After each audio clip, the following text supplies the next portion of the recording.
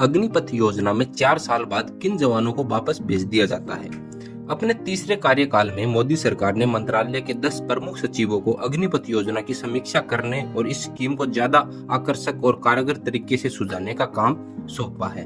मोदी सरकार ने युवाओं के लिए साल 2022 में अग्निपथ योजना का ऐलान किया था, जिसका उस समय खास विरोध भी हुआ था। हाल ही में संपन्न हुए लोकसभा चुनाव में विपक्ष दलों ने इस योजना का खास मुद्दा बनाया था। अब मोदी सरकार ने अपने तीसरे कार्यकाल में 10 प्रमुख मंत्रालयों के सचिवों को इस योजना की समीक्षा करने और इस स्कीम को ज्यादा आकर्षक व कारगर तरीके से सुझाने का काम सौंपा है। केंद्र सरकार इस योजना की हर खामी को जल्द से जल्द दूर करना चाहती है। इसके अलावा भारतीय सेना ने भी एक इंटरनल सर्वे किया है, जिसमें अग्निपथ योजना में कुछ बदलाव करने की सिफारिश की है।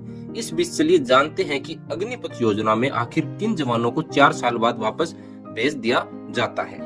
आपको बता दें कि अग्निपथ योजना के तहत आर्मी, नेवी और एयरफोर्स में 4 साल के लिए युवाओं को कॉन्ट्रैक्ट्स पर भर्ती किया जाता है। ये भर्तियां ऑफिसर रैंक के नीचे के सैनिकों की होती है। जब ये भर्ती प्रक्रिया हो जाती है तो पहले 6 महीने की ट्रेनिंग दी जाती है, उसके बाद जवानों की तैनाती की जाती है। जब इनके 4 साल पूरे हो जाते हैं तो सैनिकों को उनकी कार्य क्षमता के आधार पर रेटिंग दी जाती है। रेटिंग के आधार पर मेरिट लिस्ट तैयार की जाती है, जिसमें 25% अग्निवीरों को सेना में परमानेंट किया जाता है।